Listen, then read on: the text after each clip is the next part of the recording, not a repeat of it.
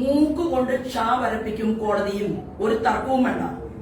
കാരണം ഇതുവരെ നട്ടലുള്ളവർക്കെതിരെ മുട്ടാൻ ഇ.പി. ജയരാജന് സാധിച്ചിട്ടില്ല. ഒരു കേസ് കൂടി എന്റെ പേരിൽ വന്നാലും തിരക്കേടില്ല. ആ പുസ്തകത്തിന് യഥാർത്ഥത്തിൽ ഇടേണ്ട പേര് കള്ളന്റെ ആത്മകഥ എന്നായിരുന്നു.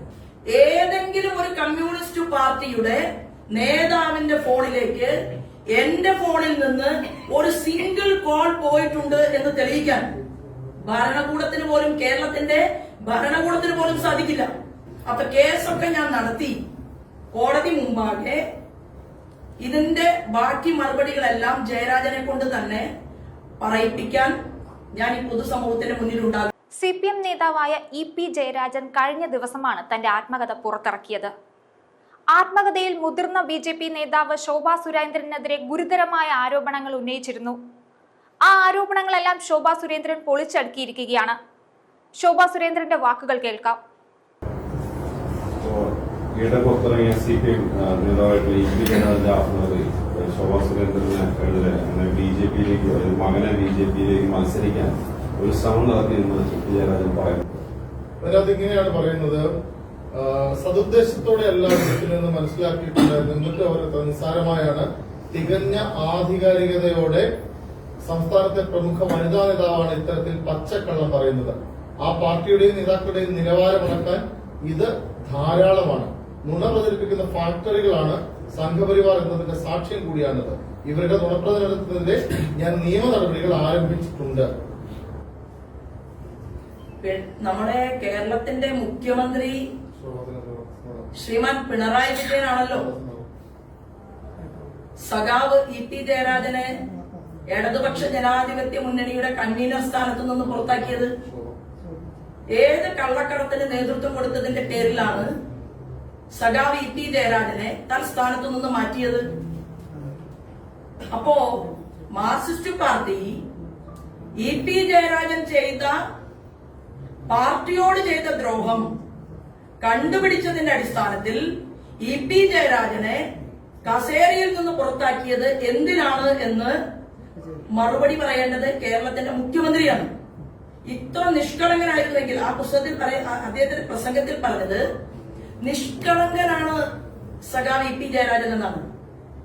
അപ്പൊ നിഷ്കളങ്കനായിട്ടുള്ള സഖാവ് ഇ.പി. ജയരാജന് കുറച്ച് കാര്യഗൗരവ ബോധം പഠിപ്പിച്ചു കൊടുത്തുകൊണ്ട് ആ ഇടതുപക്ഷ ജനാധിപത്യ മുന്നണിയുടെ കസേരയിൽ തന്നെ ഇരുത്താമായിരുന്നല്ലോ. വേറൊന്ന് പുസ്തകത്തിൽ വായിക്കാനിടയായി. അതില് ഇങ്ങനെയാണ് പറയുന്നത്, അതായത് മകനെ ഫോണിൽ വിളിച്ചു. ഞാൻ ഇ.പി. ജയരാജന് മറുപടി പറയാൻ ആഗ്രഹിച്ച ആളല്ല. കാരണം കേസ് കോടതിയിലുണ്ട്. കോൺഗ്രസിന്റെ പണ്ട് രാജ്യഭരണത്തിൽ ഈ നാടിന്റെ ഭരണകൂടത്തിന്റെ സാരഥ്യത്തിലിരുന്ന ഇന്ത്യൻ നാഷണൽ കോൺഗ്രസിന്റെ പ്രഗത്ഭനായിട്ടുള്ള ലീഡർ ശ്രീമാൻ കെ.സി. വേണുഗോപാലിനെതിരെ കേസ് നടത്തിക്കൊണ്ടിരിക്കുകയാണ്. അതിനേക്കാളും വലിയ ഒരാളാണ് ഇ.പി. ജയരാജൻ എന്ന് ഞാൻ കരുതുന്നില്ല. അതവിടെ നിൽക്കട്ടെ. അപ്പൊ കേസൊക്കെ ഞാൻ നടത്തി കോടതി മുമ്പാകെ ഇതിന്റെ ബാക്കി മറുപടികളെല്ലാം ജയരാജനെ കൊണ്ട് തന്നെ പറയിപ്പിക്കാൻ ഞാൻ ഈ പൊതുസമൂഹത്തിന്റെ മുന്നിലുണ്ടാകും. എന്നാൽ ഇ.പി. പറഞ്ഞത് ഞാൻ വായിച്ചത്, എന്റെ മകനെ ഫോണിൽ വിളിക്കുന്നു. അപ്പോ മകനെ ഫോണിൽ വിളിച്ചപ്പോൾ മകനെ തെരഞ്ഞെടുപ്പിൽ മത്സരിപ്പിക്കാൻ വേണ്ടിയിട്ടാണ് വിളിക്കുന്നത് എന്ന് തോന്നിയെന്നാണ് പറയുന്നത്. അപ്പോ അതിനുള്ള ഒരു യന്ത്രം ഇ.പി. ജയരാജന്റെ കയ്യിലുണ്ടോ? ആരുടെയെങ്കിലും ഒരു ഫോൺ വന്നാൽ ആ ഫോണ് ഒരു വട്ടവും രണ്ടു വട്ടവും വന്നു കഴിഞ്ഞാൽ ഫോൺ വിളിക്കുന്നത് മകനെ തെരഞ്ഞെടുപ്പിൽ മത്സരിപ്പിക്കാനാണ് എന്ന് ഇ.പി. ജയരാജന് തോന്നി എന്നാണ് ഇ.പി. ജയരാജൻ എഴുതിയിട്ടുള്ളത്. അപ്പൊ അതിനർത്ഥം എന്താണ്? ഒരാൾ ഫോണിൽ വിളിക്കുമ്പോൾ തന്നെ കാര്യം ഊഹിക്കാനും മനസ്സിലാക്കാനും സാധിച്ചു എന്നല്ലേ പറയുന്നത്. ഒരു കാര്യം ഉറപ്പായി, ഇ.പി. ജയരാജൻ പറഞ്ഞു, എനിക്ക് ആ സ്ത്രീ അറിയേയില്ല. ഇവിടെ എത്രയോ കമ്മ്യൂണിസ്റ്റ് പാർട്ടിയുടെ നേതാക്കന്മാർ കേരളത്തിലുണ്ട്. എത്രയോ കമ്മ്യൂണിസ്റ്റ് പാർട്ടി നേതാക്കന്മാർ. ചാനൽ ചർച്ചകളുടെ കാലഘട്ടത്തിൽ ഭാരതീയ ജനതാ പാർട്ടിയുടെ ഭാഗമായിട്ട് ഞാനിരിക്കുമ്പോൾ മറുഭാഗത്ത് ചർച്ചയ്ക്കിരുന്ന എത്ര കമ്മ്യൂണിസ്റ്റ് പാർട്ടിയുടെ നേതാക്കന്മാരുണ്ട്? തെരഞ്ഞെടുപ്പിൽ 9 തെരഞ്ഞെടുപ്പിൽ മത്സരിച്ച ആളാണ് ഞാൻ. 9 തെരഞ്ഞെടുപ്പിൽ എനിക്കെതിരായിട്ട് മത്സരിച്ച കമ്മ്യൂണിസ്റ്റ് പാർട്ടിയുടെ നേതാക്കന്മാരുണ്ട്. ഏതെങ്കിലും ഒരു കമ്മ്യൂണിസ്റ്റ് പാർട്ടിയുടെ നേതാവിന്റെ ഫോണിലേക്ക് എന്റെ ഫോണിൽ നിന്ന് ഒരു സിംഗിൾ കോൾ പോയിട്ടുണ്ട് എന്ന് തെളിയിക്കാൻ ഭരണകൂടത്തിന് പോലും, കേരളത്തിന്റെ ഭരണകൂടത്തിന് പോലും സാധിക്കില്ല. ആ ഒരു സാഹചര്യത്തിൽ എന്തുകൊണ്ടായിരിക്കും സഖാവ് ഇ പി ജയരാജൻ ശോഭാ സുരേന്ദ്രനെ കണ്ടത് എന്നതിനെ കുറിച്ചാണ് കേസ് നടക്കുന്നത്. അത് കേസുമായിട്ട് ബന്ധപ്പെട്ട് ഞാൻ മറുപടി പറയും. എനിക്ക് ഞാൻ ആഗ്രഹിക്കുന്നത്, അല്ലെങ്കിൽ ഞാൻ മനസ്സിൽ ചിന്തിച്ചത്, ഇതൊക്കെ വായിച്ചപ്പോൾ ഞാൻ ഉള്ളിന്റെ ഉള്ളിൽ ചിരിക്കുകയായിരുന്നു. കാരണം ഓരോ സമയത്തും കേരളത്തിലെ മാധ്യമ പ്രവർത്തകരുടെ മുൻപിൽ ഞാൻ പറഞ്ഞ ഓരോ വസ്തുതകളും മറനീക്കി പുറത്തു വന്നിട്ടുണ്ട്. എന്റെ അഭിപ്രായത്തിൽ ഒരു കേസ് കൂടി എന്റെ പേരിൽ വന്നാലും തിരക്കേടില്ല. ആ പുസ്തകത്തിന് യഥാർത്ഥത്തിൽ ഇടേണ്ട പേര് കള്ളന്റെ ആത്മകഥ എന്നായിരുന്നു. ഇതാണ് എന്റെ അഭിപ്രായം.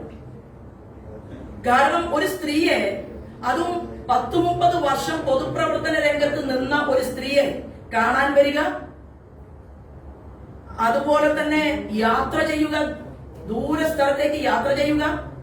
ഇവിടെ മാധ്യമ പ്രവർത്തനം നടത്തുന്ന മുഴുവൻ മാധ്യമ പ്രവർത്തകരോട് ഞാൻ പറയാൻ ആഗ്രഹിക്കുന്നത്, രാമനിലയത്തിൽ ഞാനതിന്റെ കോപ്പി എടുത്തിട്ടുണ്ട്, വിവരാവകാശം അവിടെ നിന്ന് ഞാൻ എടുത്തിട്ടുണ്ട്. ആലപ്പുഴയിൽ ഞാൻ തെരഞ്ഞെടുപ്പിന് നിൽക്കുന്ന സമയത്ത് ഞാനൊരു പത്രസമ്മേളനം നടത്തി. ആ പത്രസമ്മേളനത്തിൽ ഞാൻ പറഞ്ഞു, ഞാൻ രാമനിലയത്തിൽ വരുന്നു, മുന്നോട്ട് നടക്കുന്നു. എന്റെ റൂമിൽ നിന്ന് ഞാൻ പുറത്തിറങ്ങി നോക്കി, ഇടത്തോട്ട് നടന്നു, അവിടെ റിസപ്ഷൻ ഉണ്ട്. അവിടെ തന്നെ മന്ത്രി രാധാകൃഷ്ണൻ നിൽക്കുന്നുണ്ടായിരുന്നു. അവിടെ രാധാകൃഷ്ണന്റെ കൂടെ പോലീസ് ഓഫീസർമാരുണ്ടായിരുന്നു. എന്റെ പത്രസമ്മേളനം പഴയത് നോക്കിയാൽ അറിയാം. തൊട്ടടുത്ത മുറിയിൽ സഖാവ് ഇ പി ജയരാജൻ ഉണ്ടായിരുന്നു. രാധാകൃഷ്ണൻ മന്ത്രിയെ കവർ ചെയ്ത് ഇങ്ങോട്ടേക്ക് നടന്നു വരാൻ പറ്റില്ല എന്ന് ഇ പി ജയരാജൻ പറഞ്ഞതുകൊണ്ടാണ് ഞാൻ പുറത്തിറങ്ങി നോക്കിയത് എന്നാണ് ആലപ്പുഴയിലെ പത്രസമ്മേളനത്തിൽ ഞാൻ പറഞ്ഞത്. അത് ഓർമ്മയുള്ളവര് അല്ലെങ്കിൽ ഒന്ന് റീവൈൻഡ് ചെയ്ത് നോക്കിയാൽ എന്റെ പത്രസമ്മേളനം, പഴയ പത്രസമ്മേളനം കിട്ടും. ഞാൻ വിവരാവകാശം എടുത്തു. ഞാൻ ഏത് റൂമാണ് ബുക്ക് ചെയ്തത്, അത് കോറിഡോറിൽ നിന്ന് വലത്തോട്ട് പോയ റൂമാണ്. രേഖകൾ ഞാൻ തരാം. അത് എന്റെ റൂം. ഞാൻ അവിടെ നിന്ന് പുറത്തിറങ്ങി മുന്നോട്ട് വരുമ്പോൾ മന്ത്രി രാധാകൃഷ്ണന്റെ റൂം, തൊട്ടടുത്ത് ഇ പി ജയരാജന്റെ മുറി. ഞാൻ രാമനിലയത്തിൽ അങ്ങനെ വെറുതെ റൂം ബുക്ക് ചെയ്യുന്ന ഒരാളല്ലല്ലോ. ഞാൻ എന്റെ ജീവിതത്തിൽ 3 തവണയാണ് രാമനിലയത്തിനകത്ത് പോയിട്ടുള്ളത്. 1, ശ്രീമാൻ സുരേഷ് ഗോപിയെ കാണാൻ. 2, ബഹുമാനപ്പെട്ട മുൻ ഗവർണർ ആരിഫ് ഗാന്ധിയെ കാണാൻ. 3, സഖാവ് ഇ പി ജയരാജനെ കാണാൻ. ഇതിൽ കൂടുതൽ ഒരിക്കൽ പോലും ഞാൻ രാമനിലയത്തിൽ പോയിട്ടില്ല. അവിടുത്തെ CCTV ക്യാമറകൾക്ക് എന്ത് പറ്റി? ഞാൻ ലെഡ്ജറിൽ ഒപ്പുവെച്ച് ഞാൻ പണം കൊടുത്തിട്ടുണ്ട്. ആ ലെഡ്ജർ ബുക്ക് മാധ്യമപ്രവർത്തകരുടെ മുൻപിൽ ഹാജരാക്കട്ടെ. അപ്പൊ ഞാൻ ആലപ്പുഴയിൽ പറഞ്ഞ അതേ കാര്യങ്ങൾ തന്നെ ഞാൻ ഇപ്പോഴും പറയുന്നു. എനിക്ക് ഇങ്ങനെ കാപട്യമുള്ള, കള്ളം മാത്രം പറയാൻ അറിയാവുന്ന ഒരു വ്യക്തിക്ക് വേണ്ടി മറുപടി പറയാനുള്ളതല്ല എന്റെ ശബ്ദം എന്ന് പോലും കരുതുന്ന ഒരാളാണ്. പക്ഷെ മാധ്യമ സുഹൃത്തുക്കൾ വിളിച്ചതിന്റെ അടിസ്ഥാനത്തിൽ ഞാൻ ഇതിന് മറുപടി പറയാൻ വേണ്ടി വന്നു എന്ന് മാത്രമേ ഉള്ളൂ. മൂക്കുകൊണ്ട് ക്ഷാ വരപ്പിക്കും കോടതിയിൽ, ഒരു തർക്കവും വേണ്ട. കാരണം ഇതുവരെ നട്ടലുള്ളവർക്കെതിരെ മുട്ടാൻ ഇ പി ജയരാജന് സാധിച്ചിട്ടില്ല. ഈശ്വരാധീനം കൊണ്ട് ഞാൻ ഈ കേസുമായിട്ട് മുന്നോട്ട് പോവും. പിന്നെ ഇ പി ജയരാജൻ ഒരു സർട്ടിഫിക്കറ്റും എനിക്കൊരു പുസ്തകത്തിലൂടെ തരേണ്ട ആവശ്യവുമില്ല. ഞാൻ അത് ഒരു താമ്രപത്രമായിട്ട് കരുതുന്നതുമില്ല. എന്നാൽ ഒരു കാര്യം ചെയ്യുമ്പോ തന്റെ ഇടം വേണ്ടേ? ആ കാര്യം മുന്നോട്ട് പോകണമോ? നമ്മൾ ജീവിതത്തിൽ ഒരു തീരുമാനമെടുക്കുമ്പോ പലപ്പോഴും ആലോചിക്കണം. ആലോചിച്ചതിന് ശേഷം ഒരു തീരുമാനമെടുത്താൽ ആ തീരുമാനത്തിൽ ഉറച്ചു നിൽക്കണം. അത് ചെയ്യാൻ സാധിക്കാത്ത ഒരാൾ ഇടതുപക്ഷ പാർട്ടി യോഗം ചേർന്ന് സഖാവ് ഇ പി ജയരാജനെതിരെ ചോദ്യശരങ്ങൾ ഉന്നയിച്ച് പിണറായി വിജയൻ അദ്ദേഹത്തെ ചുമതലയിൽ നിന്ന് മാറ്റി നിർത്തിയതിനു ശേഷം ജയരാജൻ നിഷ്കളങ്കനാണ് എന്ന് പണ്ട് കോടിയേരിയെ കുറിച്ച് പറഞ്ഞല്ലോ. മരിക്കുന്നതിന് മുമ്പ് പറഞ്ഞു കോടിയേരി ധന്യനാണ്, കോടിയേരിയാണ് പാർട്ടി മുന്നോട്ട് നയിക്കുന്നതെന്നൊക്കെ പണ്ട് പറഞ്ഞു. മരിച്ചുപോയ ആളെ കുറിച്ച് ഇനി പറഞ്ഞ് അതിലേക്ക് ഞാൻ കടക്കുന്നില്ല. അപ്പൊ എനിക്കിതൊക്കെ വളരെ സന്തോഷമേ ഉള്ളൂ. ബാക്കി പൂരിപ്പിക്കാനുണ്ടല്ലോ. ഇ പി ജയരാജൻ ബിജെപിയിലേക്ക് വരാൻ വേണ്ടി അന്ന് സമ്മതിച്ചിരുന്നു. അല്ല, ഷാള് ഞാൻ പറഞ്ഞു അന്നത്തെ പത്രസമ്മേളനത്തിൽ ഞാൻ പറഞ്ഞല്ലോ. അതായത് 24 മണിക്കൂർ കൂടി കഴിഞ്ഞിരുന്നുവെങ്കിൽ കഴുത്തിൽ ഞങ്ങളുടെ കുങ്കുമഹരിത പതാക വീഴുമായിരുന്നു. അപ്പൊ അതൊന്നും ഇനി ഒരു വിഷയമേ അല്ല. കാരണം ഇപ്പോ മാർക്സിസ്റ്റ് പാർട്ടിയുടെ സംസ്ഥാന ഘടകത്തിന് ഏതൊരു കാര്യത്തെയും ഗീബൽസിയൻ സിദ്ധാന്തം പോലെ നുണയെ സത്യമാക്കി മാറ്റാനും ആടിനെ പട്ടിയാക്കി മാറ്റാനും വളരെ പ്രാഗൽഭ്യമുള്ള ആളുകളാണ്. അങ്ങനെയുള്ള ആളുകൾക്കിടയിൽ ഈ വയസ്സുകാലത്ത് പിടിച്ചു നിൽക്കാനുള്ള ഒരു ശ്രമം സഖാവ് ഇ പി ജയരാജൻ നടത്തുമ്പോൾ മാധ്യമപ്രവർത്തകർ അത് ശരിക്കും വിട്ടുകളയേണ്ടതായിരുന്നു. പിന്നെ നിങ്ങൾക്ക് തീവ്രമായിട്ട് ഈ കാര്യത്തെക്കുറിച്ച് വീണ്ടും വീണ്ടും ചർച്ച ചെയ്യണമെന്നുള്ളത് കൊണ്ട് ഞാൻ നിങ്ങളെ ഫേസ് ചെയ്യാൻ തയ്യാറാണ്.